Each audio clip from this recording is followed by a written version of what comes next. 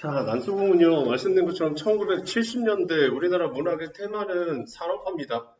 아시겠죠? 이 산업화로 인해서 철거민들이 등장을 하는 거고요. 철거민으로 인해서 이주해야 하는 상황에 갈등이 벌어지는 거죠.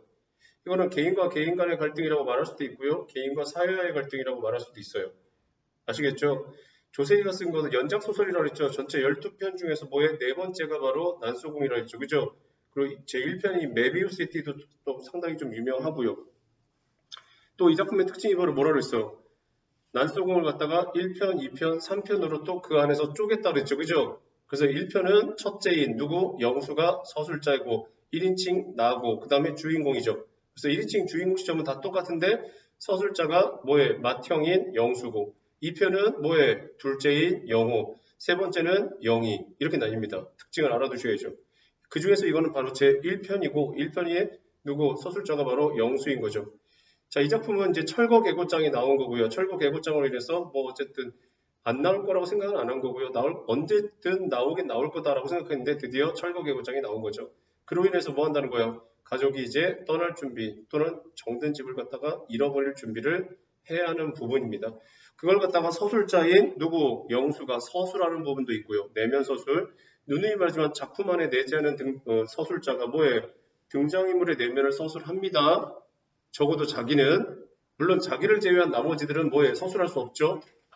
그 다음에 지금 여기 지난 시간에 했던 부분 영희하고 영호가 나오면서 뭐 하는 거야? 대화를 통해서 인물의 성격을 제시하고 있죠. 그죠? 그러니까 그걸 정확하게 아셔야 돼요. 얘는 이런 인물이야 라고 말하면 직접 제시가 되는 거고 지금 대화처럼 뭐 하는 거야? 누구든 홀로 오기만 해봐. 가만 안 있을 거야. 이렇게 말하는 영호의 파트를 보면 뭐 하는 거야? 영호의 성격을 짐작할 수 있는 거죠. 이런 걸 뭐라 그래? 간접 제시 또는 극적 제시 이렇게 말을 하는 거예요.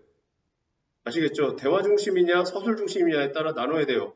서술 중심이라 그러면 사건을 요약했느냐 아니면 자신의 내면 심리를 드러내고 있느냐 아니면 과거 해상을 하고 있느냐 이런 것들이고 대화를 좀 많이 하면 뭐 하는 거야? 갈등 양상이 벌어지느냐 아니면 그 인물의 성격이 드러나느냐 아시겠죠? 이런 것들은 기본으로 체크해야 할 부분이기 때문에 알아두셔야 되는 거고요. 자, 지난 시간까지 그죠? 여기서 그냥 사는 거야. 이건 우리 집이다. 여기까지 했나?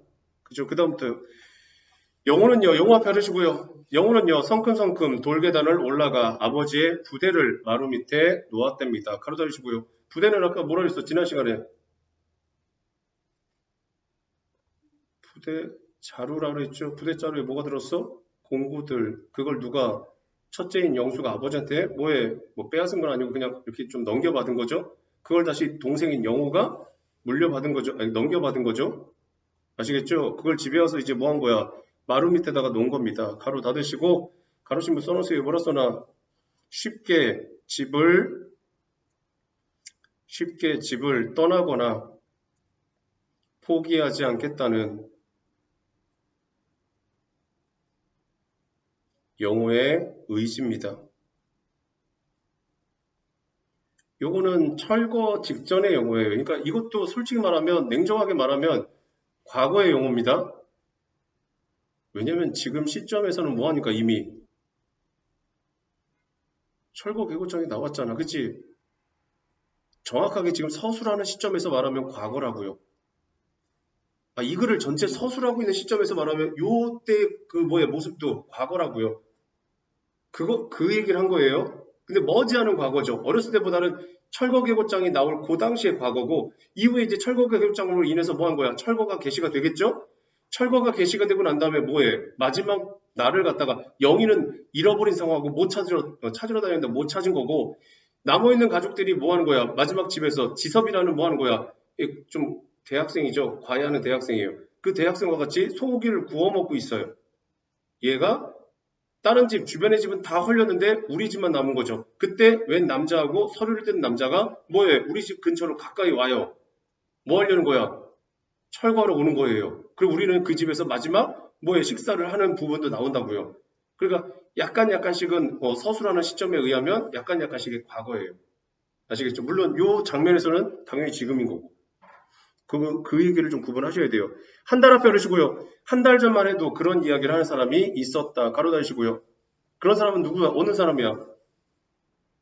동네 사람이겠지. 그럼 그런 소리를 하는 게 누구와 같은 소리야? 영어와 같은 소리겠지. 그치? 그러니까 사람들도 뭐 한 거야, 처음에는? 감정적으로 대응했다는 거지. 왜? 우리 집인데? 누가 올라와? 웃기지 마. 내 허락도 없이? 이런 식으로 감정적으로 대응했다는 거야. 그런데 이게 정책이 되고 하나의 뭐 한 거야? 사람들의 동의를 얻어서 시행이 되자 뭐 하는 거야? 어쩔 수 없이 받아들이는 거지. 언제? 한 달 전만 해도 이랬다는 거야. 거기다 써놓으세요. 철거가 눈앞에 닥치면서 감정보다는 현실을 수용하게 현실을 수용하게 변화한 겁니다. 아버지가 말했답니다. 어머니가 내준 철거 계고장, 미치시고요. 철거 계고장. 자, 이 철거 계고장은요, 써놓으세요. 개인 간의 갈등, 개인과 사회와의 갈등을 유발하는 개인과 개인 간의 갈등, 개인과 사회와의 갈등을 유발하는 계기가 되며 작품의 긴장감을 부여하는 장치. 개인과 개인은 누가 갈등했어? 그래, 일단 써야지.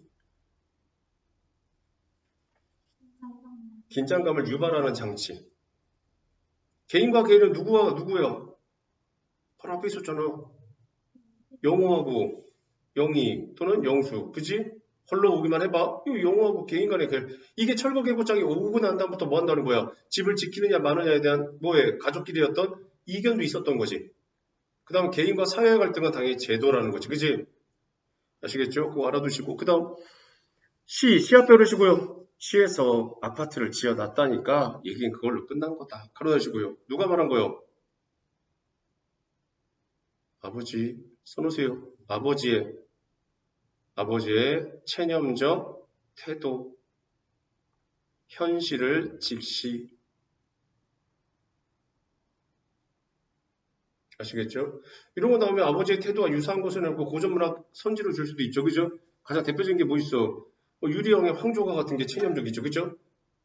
그죠? 외로워라 이놈은 누구와 함께 돌아갈고 어쩌겠냐 이런 얘기죠. 아니면 초용가도 뭐 하는 거야? 원래 두 개는 내 거고 원래 내 다리가 두 개인데 두 개는 누구 거고 두 개는 또 내 거고 빼앗긴 것을 어찌하리까? 이거 체념적 정서지. 아시겠죠? 아니면 청산벽곡 같은 경우도 그렇죠. 그죠? 알아두시고 그 다음에 그건 앞에 두시고요. 그건 우리를 위해서 지은 게 아니에요. 영호가 말했대요. 역시 약간 좀 반항적인 기질이 있죠. 돈도 많이 있어야 되잖아요. 가로 닫으시고요. 써놓으세요. 철거민을 위해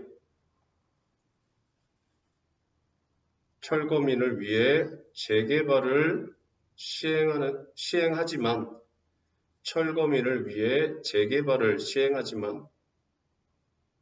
현실은 돈 있는 자들을 위한 정책임, 70년대 산업화의 모순이죠. 70년대 산업화의 모순입니다. 영희는요, 마당가 펜지꽃 앞에 서 있었답니다. 펜지꽃 동그라미 치시고요. 유일하게 그래도 긍정적인 이미지죠. 써주세요. 긍정적 이미지, 순수한 꿈을 상징하는 겁니다. 순수한 꿈을 상징. 우린 못 떠나 갈 곳이 없어. 그렇죠, 오빠? 어떤 앞에 두시고요. 어떤 놈이든 집은 헐러오는 놈은 그냥 놔두지 않을 테야. 깔아주시고요. 누구야? 당연히 이거. 영어죠, 그죠? 써놓으세요. 현실에 대한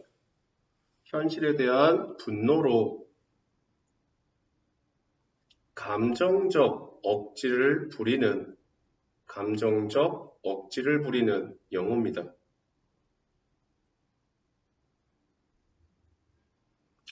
영호가 말했답니다. 그만둬. 내가 말했다. 내가 누구야? 영수죠. 그러니까 영수는 어떻게 보면 영호하고 좀 다른 거죠. 그죠? 감정적인 모습을 보이는 게 영호라면 그래도 조금 이성적인 게 영수죠. 밑에 보세요. 그들 옆엔 법이 있다. 미치시고요. 자, 요거는요. 써놓으세요. 난쟁이 가족이 처한 냉혹한 현실에 대한 인식입니다.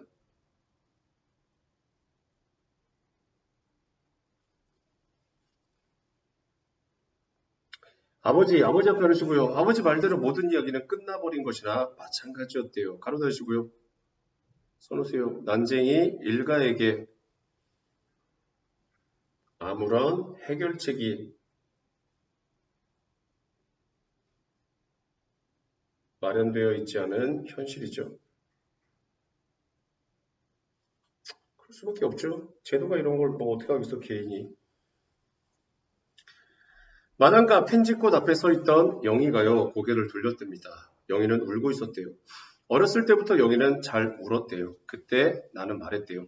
울지마, 울지마 뿌리시고요. 울지마 영희야, 자꾸 울음이 나와. 그럼 소리를 내지 말고 울어. 그러나 풀밭에서 영희는 소리를 내어 울었고요. 나는 손으로 영희의 입을 막았대요. 영희의 몸에서 풀냄새가 났답니다. 가로 닫으시고요. 다시요. 울지마 영희야, 자꾸 울음이 나와. 밑주세요. 그럼 소리를 내지 말고 울어. 밑주시고요. 써놓으세요. 냉혹한 현실에서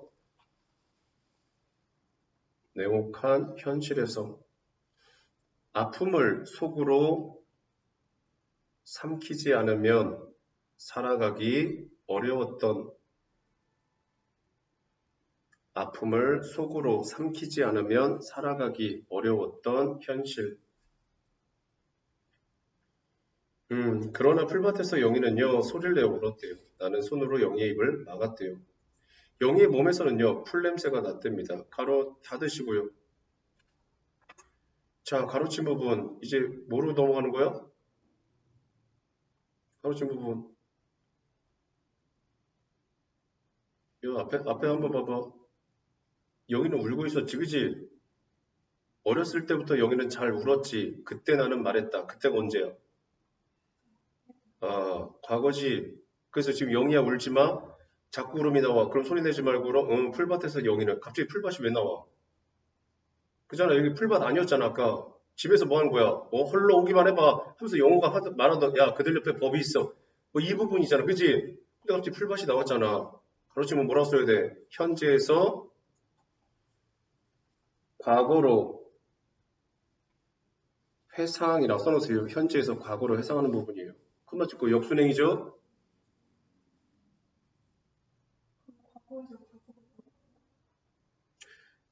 좀 앞에 과거죠. 그러니까 지금 그러니까 서술하는 시점에서는 전부 다 과거. 하지만 지금 이야기하는 철거계곡장에 나온 그 상황에서는 그게 현재라고 한다면 이건 더 어렸을 때 과거예요. 그러니까 철거계곡장에 나온 거는 한 몇 달 사이라고 말하면 이거는 진짜 어렸을 때 얘기예요. 그러니까 서술하는 시점에서 보면 전부 다 과거. 하지만 그냥 요 상황으로 말하면 요게 현재. 아까 그들 옆에 법이 있어. 이 부분이 현재. 근데 이건 확실하게 아주 과거. 아시겠죠? 개천 밑에 보세요. 개천 건너 주택가 골목 미치시고요. 이게 맨 앞에 부분에 보면 어디야? 우리는 어디서 살고 있는데 뭐를 생각했어? 지옥에 살면서 천국을 생각했지. 자, 그럼 이거 개천 건너 주택가 골목은 그 표현으로 말한다면 천국이야, 지옥이야? 천국 쪽이야. 거기다 써놔. 난쟁이 가족이 사는 동네와 대조되는 부자들의 동네라고 써놓으세요. 아시겠죠? 난쟁이 일가에게 천국과도 같은 동네겠죠? 거기서는요, 고기 굽는 냄새가 났대요. 역시 생활용 편이 훨씬 더 좋은 거죠. 나는 그것이 고기 굽는 냄새인 줄 알면서도요, 어머니에게 묻고는 했대요. 역시 서술자의 내면 말해주고 있죠. 그죠? 물론 이 나는 어떤 나야? 영수인 건 당연한 거고요. 과거의 영수예요. 어렸을 적의 영수. 아시겠죠? 엄마, 미치세요. 엄마, 이게 무슨 냄새야? 미치시고요. 모르고 물어본 거야? 알고 물어본 거야? 바로 앞에 있었잖아, 바로 앞에. 알고 물어본 거지. 알고 물어봤다는 건 무슨 말이야? 어? 엄마, 나 이거 고기 냄새인 거 알아. 근데 무슨 냄새지? 고기 냄새지. 나 우리 언제 먹어? 이렇게 말하고 싶은 거야. 그래서 거기다 써놓으세요. 고기가 먹고 싶다는 심정을 간접적으로 표현한 겁니다.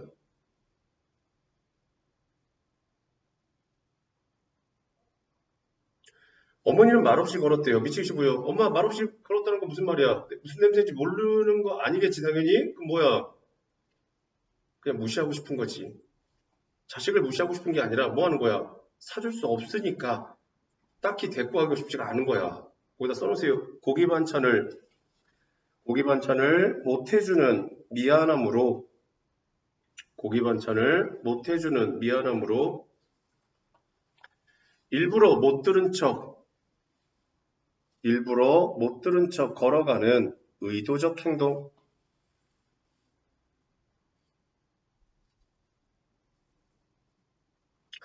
나는 다시 물었답니다. 집요하네. 그죠? 엄마, 이게 무슨 냄새지? 계속 물어보는 거죠. 어머니는 나의 손을 잡았대요. 미치고세요. 어머니는 걸음을 빨리 하면서 말했대요. 미치고요. 엄마 걸음 왜 빨라져? 냄새에서 벗어나고 싶은 거지. 그래야 뭐 하는 거예요? 관심사를 다른 데로 돌리고. 그죠? 고기 얘기를 그만하고 싶은 거예요. 써놓으세요. 아들의 철없는 질문에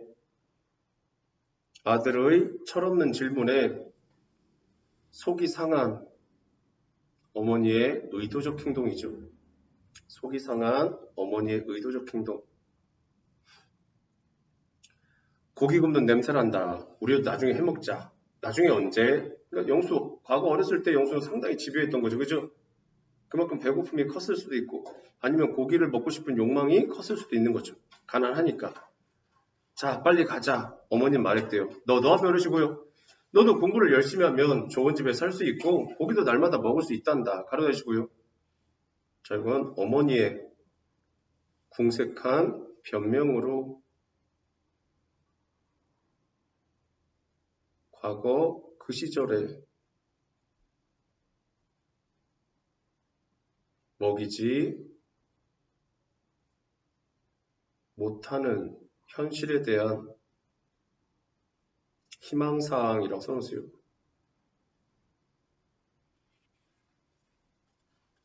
거짓말. 미치시고요. 거짓말. 당연히 영수가 말한 거겠죠. 그죠? 써놓으세요. 가정 형편이 더 나아질 것 같지 않음을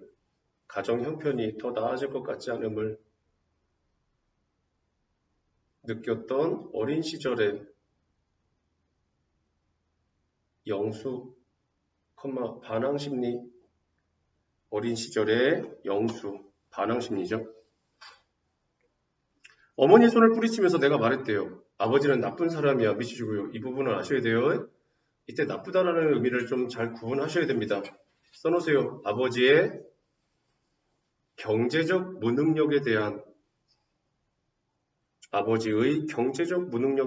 불만의 표출.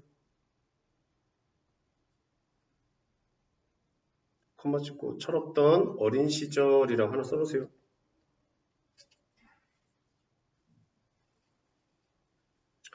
어머니가 우뚝 섰대요. 이 말에는 어머니가 우뚝 쓴 거죠. 미치고세요. 너 방금 뭐라고 했니? 미치시고요. 써놓으세요. 철없는 아들의 비난에 대한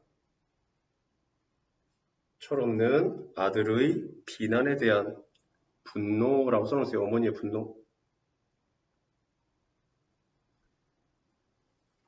우리 아버지는 나쁜 사람이야. 이걸 또 한 번 말한다. 그죠? 너 매좀 맞아야겠구나. 아버지는 좋은 분이다. 나도 주머니가 달린 옷을 입고 싶어. 미치세요. 주머니가 달린 옷. 그럼 얘네들은 어렸을 때 주머니가 없는 옷을 입었다는 거죠. 그죠? 왜? 넣어줄 게 없으니까. 써놓으세요. 아이들이 원하는 것을 넣을 수 있는 공간인 주머니라고 쓰시고요. 아이들이 원하는 것을 넣을 수 있는 공간인 주머니. 콤마 찍고요. 가난한 난쟁이 부부가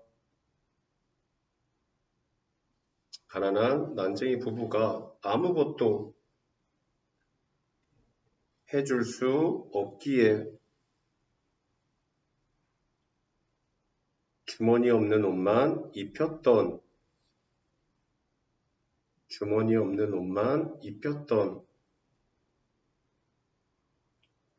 열악한 가정 형편.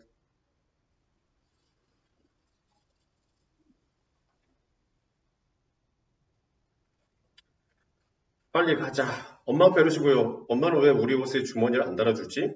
돈도 넣어주지 못하고 먹을 것도 넣어줄 게 없어서 그렇지. 가로다니시고요. 선우세 역시 자신의 가정 형편에 대한 원망 어린 투정이죠.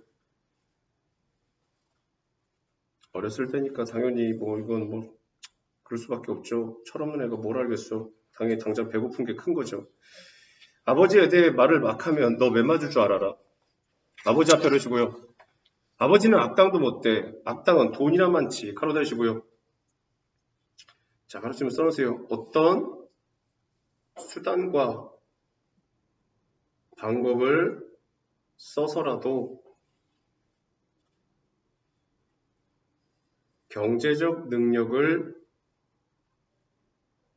경제적 능력을 지니기를 바라는 심정.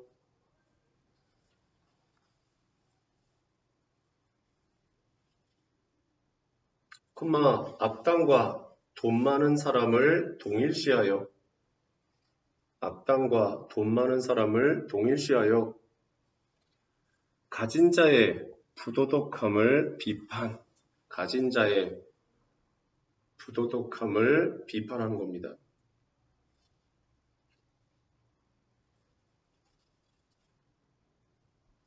아버지는 좋은 분이다. 알아. 나는 말했대요. 수백 번도 더 들었어. 그렇지만 이제 속지 않아. 엄마, 큰오빠는 말을 안 들어. 물론 아직까지도 뭐야? 과거야? 영희는 부엌에 앞에 서서 말했대요. 엄마 앞에 이러시고요. 엄마 몰래 또 고기 냄새 맡으러 갔었대. 나는 안 갔어. 가로다니시고요. 써놓으세요. 난쟁이 집 아이들의 대사를 통해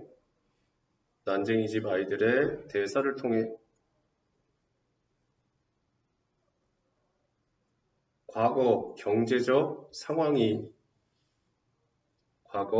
경제적 상황이 얼마나 궁핍하고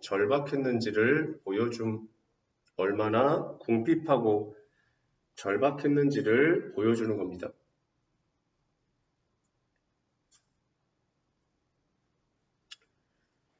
자, 어머니는요, 아무 말이 없었답니다. 나는 영희를 흘겨봤대요. 왜? 어떻게 보면 자기의 치부를 갖다가 엄마한테 뭐 하는 거야? 고자질 한 거잖아. 그지? 영희는 또 말했답니다. 엄마 그러시고요. 엄마, 큰오빠가 고기 냄새 맡으러 갔었다고 말했더니 때리려고 그래. 가로다니시고요. 자, 이건 써놓으세요. 영희는 어려서 고기 냄새 맡으러 가는 일에 대한 부끄러움을 모르고 고기 냄새를 맡으러 가는 일에 대한 부끄러움을 모르고 단지 때리는 오빠를 야속하게만 여김. 고기 냄새 맡는 게 더 좀 비굴한 건데, 그렇죠? 비루한 건데. 영희는 좀처럼 울음을 그치지 못했대요. 나는 영희의 입에서 손을 떼었답니다. 영희를 풀밭으로 끌고 들어간 것이 잘못이었대요. 풀밭으로 왜 끌고 들어가서 풀밭으로? 울어서도 있고 때리려고 그러죠. 그죠? 엄마한테 고자질했거든. 영희를 때려주고 나는 밑주세요. 영희를 때려주고 나는 후회했답니다. 밑주시고요. 그죠? 써놓으세요. 기본적으로 난쟁이 아이들의 우애가 좋았음을 보여주는 거죠. 물론 때리긴 했지만 그래도 뭐 하는 거예요? 동생에 대한 마음은 진심이었던 거죠. 귀여운 영희의 얼굴은요 눈물로 젖었대요. 우리는 그때 밑주세요. 주머니 없는 옷을 입고 있었답니다. 밑주시고요. 써놓으세요. 경제적, 물질적으로 가난했던 과거의 현실.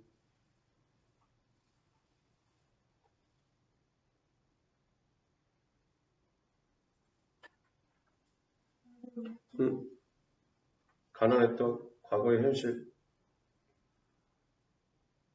이게 어느 정도의 가난인지는 잘 와닿지 않죠? 설마 이 정도는. 그지? 세대에 따라 다르겠지만 가난해 본 사람들은 뭐 이게 어느 정도인지 그죠? 나도 알고 있으니까.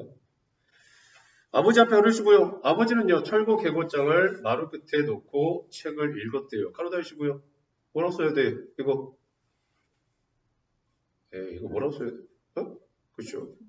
과거 화살표 현재로 상황 전환이라고 써놓으세요. 다시 현재로 돌아간 겁니다. 우리 앞에 걸으시고요. 우리는 아버지에게 무엇을 바라지 않았대요. 아버지는요 그동안 충분히 일했대요. 고생도 충분히 했대요. 가로다 주시고요. 그래도 나름 이제 어른이 되니까 아버지의 처지를 이해하는 거죠. 그죠? 어렸을 땐 철없이 아버지는 나쁜 사람이야 이랬는데 지금은 난쟁이인 아버지의 신체적인 어떤 불리함을 뭐 포함해서라도 그죠? 써놓으세요. 가족을 위해 그동안 헌신한 아버지의 노고에 대한 인정이라고 써놓으세요. 아버지 노고에 대한 인정.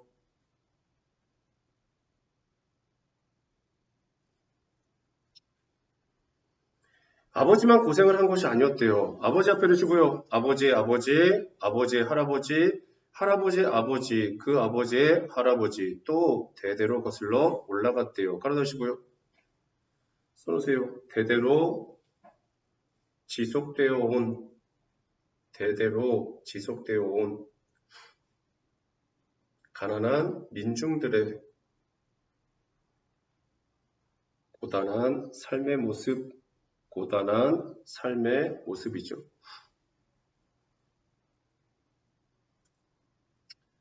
그들은 아버지보다 더 심한 고생을 했을 수도 있대요. 그들이 바로 누구겠어? 아버지의 조상들이겠죠. 그죠?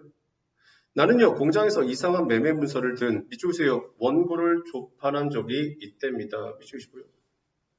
조판에다가 동그라미 치세요. 조판을 간단하게 쓰세요. 뭐라 써나? 활자를 원고의 지시대로 짜맞추다. 활자를 원고의 지시대로 짜맞추다. 이런 얘기예요. 자, 원고를 조판한 적이 있다에다 밑줄 친 부분은요. 써놓으세요. 뭐라 써나? 내가 성장하여 인쇄공장에 취직했음을 보여줌. 그로 인해 명의화에 그죠? 사귐은 끝난 거죠. 그 내용의 일부를 짜기 위해 나는 열심히 손을 놀렸답니다. B 앞에 가로해주시고요. 한자. 간단하게 앞에만 말하면 뭐야 이거 B가 B철할 B자죠? 김, 이덕의 한 소생. 그 동그라미 치세요. 그 다음 한 글자. 뭐예요 이거? 노비노자예요. 아시겠죠? 노예요. 금동, 그죠? 경인생, 금동의 양처소생, 뭐 이런 식으로 나가는 거예요. 점점점점 해서 한자 끝나는 부분. 금산, 그죠? 술자생까지 가로 닫으세요. 한자 끝나는 부분. 거기 나는 그때 앞에까지 가로 닫으세요. 자, 가로치면 바로 뭐요? 써놓으세요. 노비 매매 문서의 내용을 장황하게 제시라고 써놓으세요. 장황하게 제시. 컴마 찍고요. 내가 노비 매매 문서를 통해 자신의 가문에 대해 보다 깊이 있게 생각하게 되고 옛날부터 내려온 고난과 억압의 세월에 대해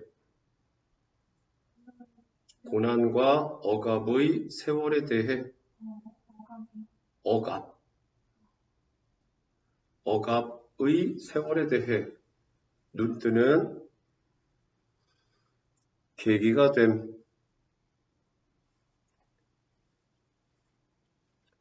나 앞에 가로주시고요. 나는 그때 이것이 무엇인지 몰랐답니다. 가로 달으시고요. 자, 이건 써놓으세요. 처음에 노비매매 문서에 주의를 기울이지 않고 인쇄에만 전념하던 상황, 인쇄에 전념하던 상황입니다. 그 판을 짜고요. 다음 판을 짜나가다가 겨우 알았대요. 노비매매 문서의 한 부분이었대요. 나 앞에 오르시고요. 나는 열흘 동안요. 같은 책을 조판했대요. 그 열흘 동안 나는 아버지와 아무 말도 하지 않았답니다. 가로 닫으시고요. 왜 이거 조판한 동안 아버지하고 얘기를 안 해? 그 속에 아버지가 있었기 때문이죠. 그죠? 써놓으세요. 우리 집안이 노비 가문이었음을 알게 되어 충격을 받은 상황입니다.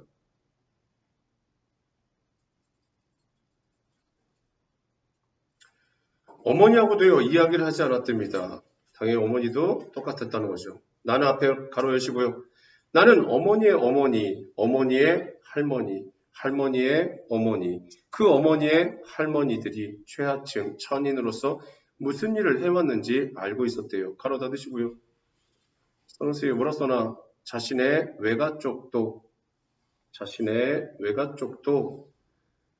대대로 종이었음을 나타냄.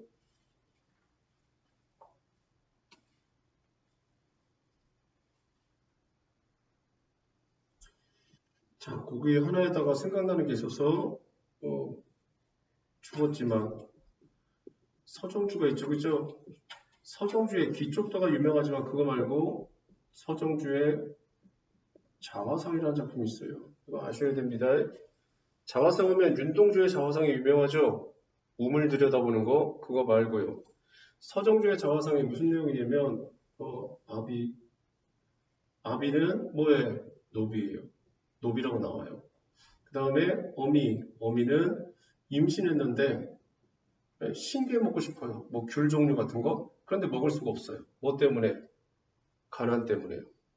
이런 가정 형편에서 커온 나. 그래서 나를 키운 건 파라리, 거기 나와요. 파라리라고 합시다. 파라리 뭐에 바람이었다 이런 내용이 나와요. 파라리 뭐야? 80%요. 자기를 키운 거 80%가 바람 뭐겠어? 시련과 고난이요. 그러니까 뭐 한다는 거야? 시련과 고난을 이겨내면서 살아왔다는 거예요. 더불어서 거기서 이제 외가 쪽에서 외할아버지가 죽어요. 외할아버지가. 근데 외할아버지는 바다에 나가서 죽었다고 그러는데 실제로는 외할아버지는 바다에 나가서 죽은 게 아니에요. 그럼 뭐요? 동학농민운동에 참여했다가 죽은 거예요. 그러니까 누군가는 자꾸 나한테서 노비를 잃고 가는 사람도 있고 또 어떤 사람은 내 얼굴에서 뭔가 좀 반역 이런 쪽의 의미를 읽어가는 사람이 있다 이렇게 말해요. 하지만 나는 뉘우치지 않아 라고 말하면서 자기에게 주어진 삶을 살겠다고 하는 게 이 자화상의 내용이에요. 그러니까 여기서 어떻게 보면 영수가 노래할 수 있는 노래가 이 노래가 좋다는 거예요. 내 생각에는. 왜냐? 처지가 비슷하거든요. 아버지 노비고. 아시겠죠? 네. 네. 그래야지 아는 거지. 여기 어디 있어? 김불이라고 김금이 말고 어디 있더라? 잘렸나? 금이 페이지. 그래서 앞에 그 김희덕의 한 소생 김금이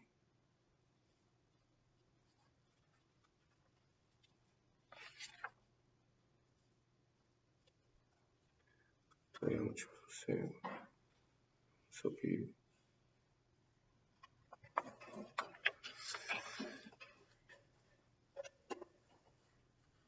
여기서는 지금 다 준 건 아닌데요. 이 부분에 김금이 아마 김금이가 나오는데요. 김부리하고 관계가 있을 거예요. 그래서 얘가 그걸로 알아요. 노비 매매 문서의 한 부분이기 때문에 나머지 잘린 부분이나 이런 부분에 아버지와 관련된 가족이나 아버지가 실려 있겠죠. 그죠? 그러니까 정확하게 말하면 아버지는 어쨌든 아버지, 할아버지 때 이제 노비가 끝났거든요. 그런데 이제 이거를 지금 갖고 있다는 거는 이 사람들이 사실은 아무 소용이 없는 거죠. 소용이 없는 거지만 그게 그 집의 가문 대대로 내려오는 나름대로 유물일 수도 있는 거고, 아시겠죠? 아니면 가보일 수도 있는 거고요. 자기들의 어쨌든 집안이 이런 집안이었고 우리 밑에서 일하던 애들이 이런 것들이었어라는 것을 갖다가 자기들 몰래 암암리에 나름대로 계속 유지하기 위해서 인쇄를 했을 수 있는 거죠. 아시겠죠? 그 중에서 말한 것처럼 이 뒷부분에 나옵니다. 뭘로? 할아버지 때 끝나요. 그러니까 할아버지까지는 나왔을 수가 있는 거죠. 아시겠죠? 근데 그 할아버지 이름하고 아버지 이름하고 매치를 해서 아버지가 김부리니까 여기서 김금희는 나오거든요. 김금희. 아시겠죠? 그러니까 그렇게 해서 출원했을 수 있는 거죠. 영수가. 그럼 이름 정확히 없으신 거예요? 할아버지 이름으로? 그렇죠. 여기 있는 부분으로는 그런데 그래도 어쨌든 지금 저 김금희라는 걸 통해서 확실하게 아버지와의 어떤 상관관계는 있는 거죠. 안 그러면 얘가 알아볼 수 없는 거고. 그 다음에 또 하나 문제는 김금희가 동명이인일 수도 있는 거거든요. 여기서 지금 놓고 본다면 김금희는 할아버지라고 봐야죠. 근데 이제 그렇게 알아볼 수 있는 것은 그래도 내가 봤을 때는 뭔가 상관관계가 있어야 되는 거죠. 근데 여기서 지금 문맥상으로는 그렇게 보여지는 거예요. 그 다음요. 자, 어머니라고 달라진 것은 없었대요. 마음 편할 날도 없고요. 몸으로 치러야 하는 노역은 같았대요. 그죠? 그때나 지금이나 뭐 한다는 거예요? 달라진 게 없다고요. 우리 가족들은 늘 힘들고 늘 가난하고 괴롭게 살아가면서 노역이 뭐야? 노동이죠, 그죠? 의역하면 노동이에요. 우리 앞에 이러시고요. 우리 조상은요, 세습하여 신역을 바쳤대요. 가로 닫으시고요. 신역이 뭐야? 두 가지입니다. 써놓으세요. 나라의 군역과 부역이요. 군역은 쉽게 말하면 군대 가야 할 의무라고 생각하시면 되고, 부역은 뭐야? 나라에서 예를 들면 성을 쌓거나 아니면 큰 하천 공사를 할 때 인부가 필요할 때 공적으로 끌어가는 사람들이 부역이라고 하는 거예요. 왜냐면 노비니까 야 우리 집안에서 우리 가문에서도 몇 명 나와야 된다는데 야 노비들 보내 이렇게 되는 거지. 가로 닫으시고요. 가로친 부분 써놓으세요. 주인공 집안의 비참한 내력을 보여줌.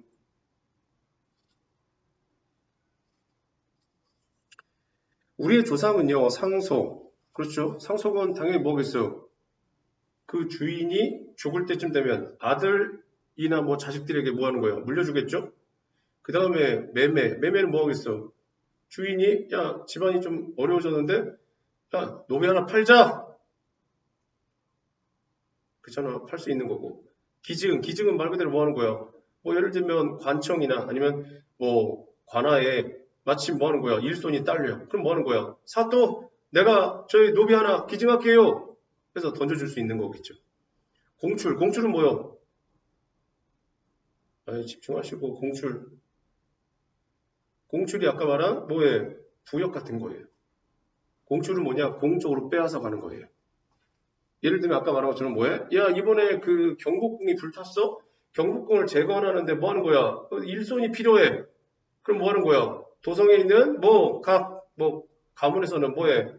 몇 명씩 뽑아와? 그랬을 때 공출하는 거예요. 자, 공출의 대상이었답니다. 어느 날 어머니는 나에게 말했대요. 너희들은 엄마를 잘못 두어서 이 고생이다. 미치세요. 아버지하고는 상관이 없단다. 미치시고요. 어머니가 이렇게 말하는 건 뭐 때문이야? 진심이야 아니야? 아니지. 뭐 때문이야? 아버지의 비록 난쟁이지만 신체적으로 뭔가 불리함이 있지만 그래도 뭐 하고 싶은 거야? 아버지의 권위를 세워주고 싶은 거야. 써놓으세요. 가장으로서 아버지의 권위를 세우려고 집안 내력을 숨기려는, 물론 아버지 집안 내력을 숨기려는 어머니의 의도입니다. 그래서 엄마가 어떻게 보면 다 뒤집어 쓰고 싶은 거죠. 니들이 이렇게 된 거 다 엄마의 집안이, 우리 집안이 노비 집안이라서 그런 거야. 아버지하고 상관이 없어. 이런 얘기죠. 어머니는요, 장남인 나에게만 말했대요. 외할머니에게 들은 말을 나에게 전한 것이래요. 천년을 두고요, 우리의 조상은 자손들에게 이 말을 남겼대요. 그러나 나는 알고 있었대요. 밑줄보세요. 아버지도 C종의 자식이었대요. 미치시고요. C종에다 동그라미 치시고, C종이 뭐요? 대를 이어가며 남의 종노릇을 하는 사람. 자, 밑줄 치는 분은 써놓으세요. 뭐라 써놔? 아버지의 출신이 노비였음을 알게 된 영수. 할아버지, 아버지의 노비제는 사라졌대요. 증조부 내외부는요, 아무것도 몰랐대요. 나중에야 해방을 맞았다는 거, 밑줄 보세요. 나중에야 해방을 맞았다는 것을 알았으나, 미치고요. 써놓으세요. 시대 상황에 둔감한 증조부의 모습. 그러니 독립을 하기가 힘들겠죠. 가장으로서. 두 분이 한 말은 오히려 아이고 주인어른 저희들을 내쫓지 마십시오 였대요.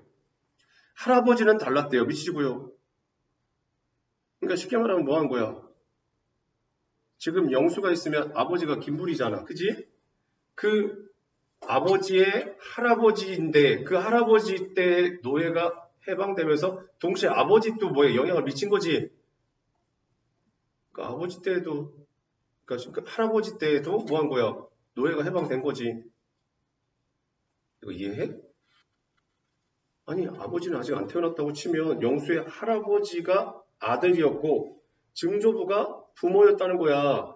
그래서 부모하고 자식이 있을 이 당시에 노예가 해방됐으니까 증조부 때 해방됐다고 말할 수도 있고 아들인 할아버지 때 해방됐다고 할 수도 있는 거지. 같은 어쨌든 동시대 그 상황이니까 무슨 말 이해가? 그런데 이 노예제가 해방됐을 때 증조부 이 부부는 뭐라고 한 거예요? 아니요, 저희 나가서 해먹고 살 게 없어요. 주인어른, 저희를 버리지 마세요. 라고 했다는 거야. 그렇지만 할아버지는 달랐다. 미시고요. 할아버지는 그 당시 뭐였습니까? 혈기왕성한 젊은이였겠지. 아니, 그 증조 할아버지는 당연히 나이가 들었으니까 이제 나가서 마땅히 먹고 살기 힘드니까 그런 거고 할아버지 입장에서는 지금 젊잖아. 그러니까 노예를 살고 싶겠어? 아니지. 해방됐는데 신났지. 그지? 그래서 거기 할아버지는 달랐다 해다 미치시고 써놓으세요. 뭐라 써놔? 나이가 젊은 할아버지는 부모님들과 달리 노예 신분에서 벗어나고자 했던 겁니다. 당연하죠. 나 같아도 당연히 벗어나려고 했겠죠. 유습에도 미치고요. 유습은 뭐야? 그릇된 관습이죠. 그릇된 관습. 당연히 노예제겠죠. 자, 그릇된 관습인 유습에서 뭐에 벗어나려고 했대요. 늙은 주인은요, 할아버지에게 집과 땅을 줬대요. 그래요, 넌 독립하겠다고 하니까 그동안 애썼어. 뭐 사경겸 해가지고 뭐 하는 거야? 집하고 땅 줄게. 이걸로 어떻게 먹고 살아봐? 하고 준 거겠죠. 그러나 밑에 보세요. 그러나 쓸데없는 일이었다. 미치고요. 왜?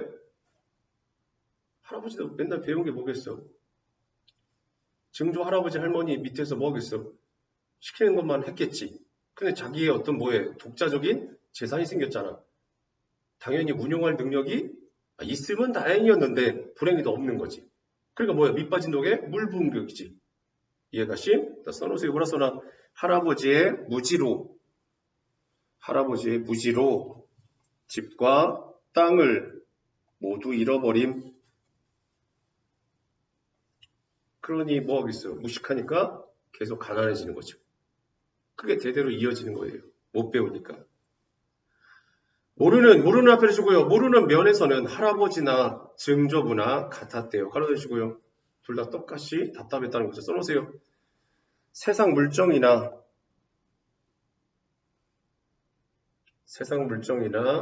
삶의 지혜가 부족한 현실입니다.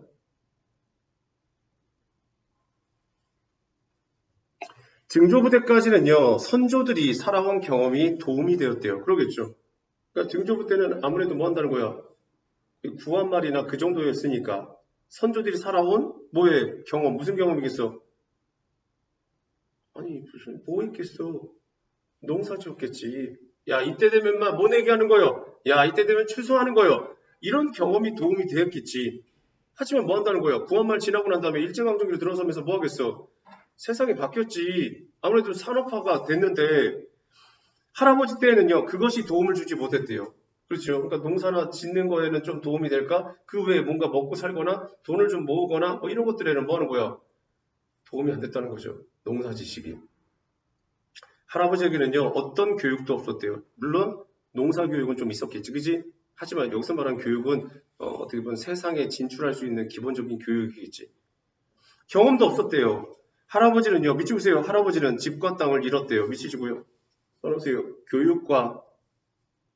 교육의 부재와 현실에 대한 무지가, 교육의 부재와 현실에 대한 무지가 낳은 결과. 할아버지도 난쟁이였어? 미치시고요. 이때 난쟁이였으면 뭘 말하는 거예요? 신체적 불구요? 그보다는 사회적 불구죠. 써놓으세요. 단순히 신체적 불구가 아닌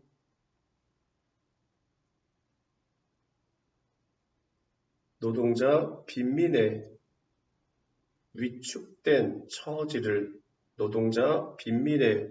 위축된 처지를 상징하는 말입니다.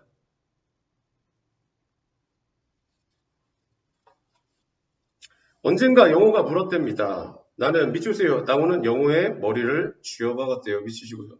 당연하죠. 철없이 그냥 할아버지에 대해서 그죠? 써놓으세요. 영호에 대한 못마땅함, 철없음에 대한 불편한 심정을 표출.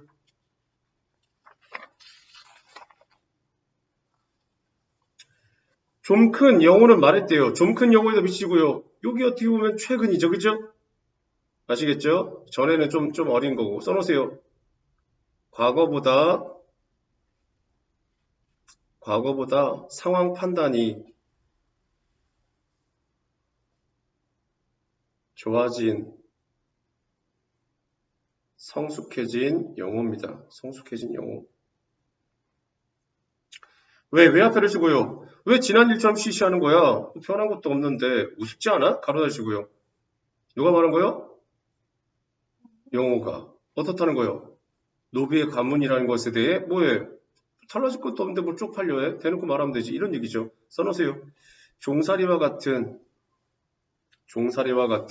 비참한 삶이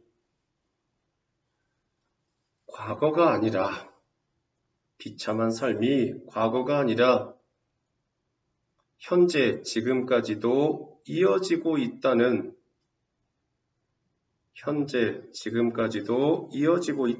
생각 때문에 형에게 반발하는 좀 큰 영호입니다. 형에게 반발하는 좀 큰 영호. 나는 가만히 있었답니다. 미치고요. 요거는 일부 수긍하는 태도라고 써놓으세요. 또는 영호가 좀 더 컸기 때문에 뭐 하는 거야? 그전처럼 한 대 주워받기가 쉽지 않은 나이겠죠. 그죠? 그런 영향도 있었겠죠. 여기는 손수건을 꺼내서요. 두 눈을 떼었다 했대요. 아버지는 계속 책을 읽었고요. 어머니는 뒷집 명희 어머니와 이야기하고 있었대요. 얼마 배우시고요? 얼마에 파셨어요? 17만 원 받았어요. 그럼 시에서 주겠다는 이주 보조금보다 얼마 더 많은 받은 셈이죠. 가로다리시고요. 자, 이게 바로 당시 행복동 주민들의 주요 관심사.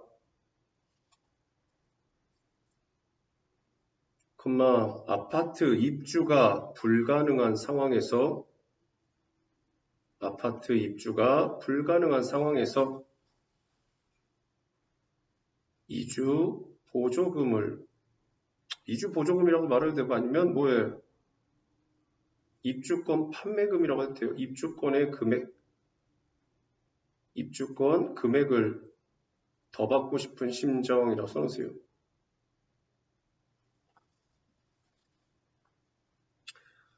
저 이주 보조금보다는 입주권 판매 금액이라고 하세요. 그게 더 낫겠네. 아시겠죠? 그러니까 이주 보조금은 어떻게 보면 공적으로 주는 거고, 그 다음에 입주권 판매금은 사적으로 주는 거라고 보시면 돼요. 그건 안 되겠죠? 그건 둘 중에 하나 선택을 해야겠죠. 그러니까 이주 보조금은 시에서 입주권 입주 못 하실 거면 나가세요. 대신 이만큼 돈 줄게요. 이런 거겠고, 그걸 개인적으로 매매하는 게 입주권 판매 금액이라고 보시면 돼요.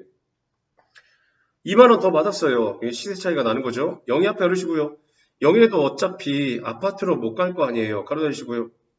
그 아파트는 밑줄이시고 뭐라고 써나 서민들의 선망의 대상이에요. 서민들의 선망의 대상. 가고 싶은 거죠. 갈 수 없는 거겠지만. 가로치면 써놓으세요. 이웃의 빈궁한 처지를 잘 아는 이웃의 빈궁한 처지를 잘 아는 사람의 말을 통해 난쟁이 일가가 처한 현실을 잘 보여줌.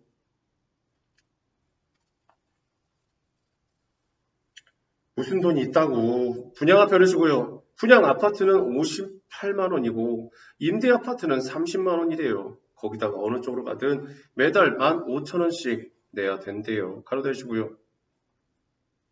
써놓으세요. 뭐라 써나? 원래 주민들이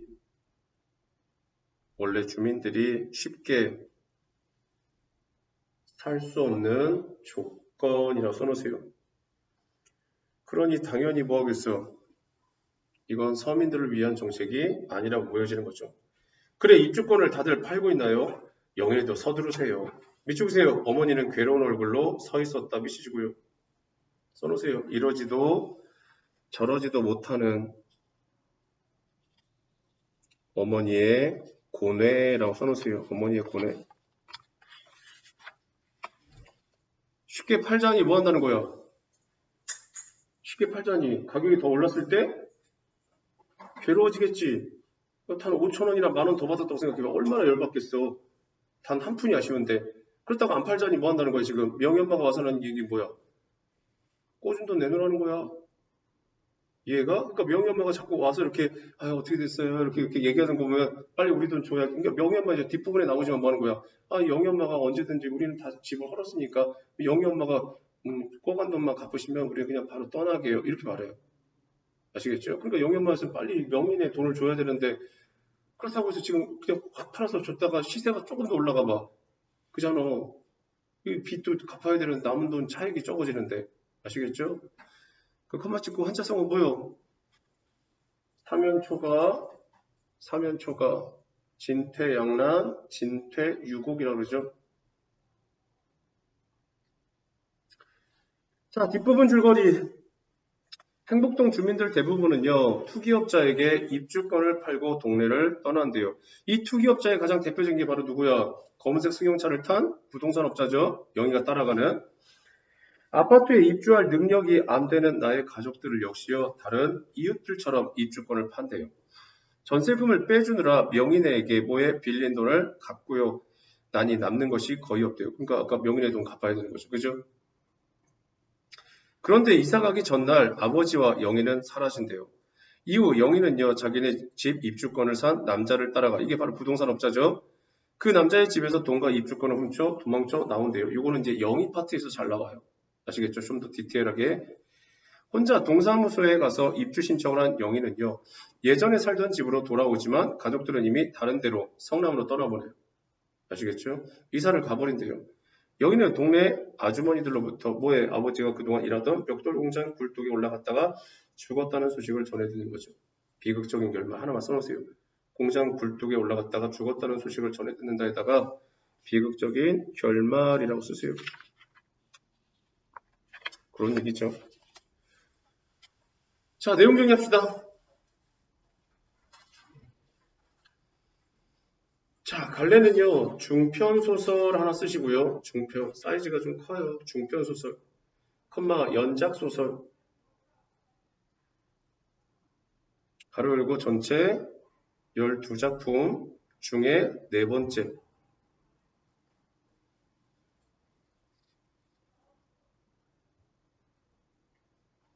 자, 성격은요, 현실, 고발적,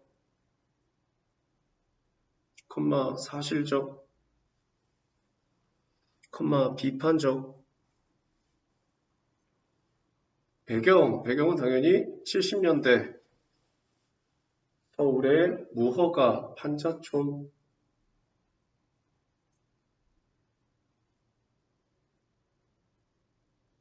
자, 그 다음에 시점은 당연히 1인칭 주인공 시점.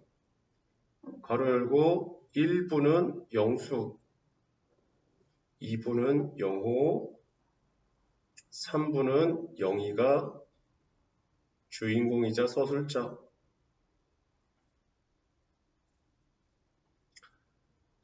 주제는요, 도시 빈민이 겪는 삶의 고통과 좌절.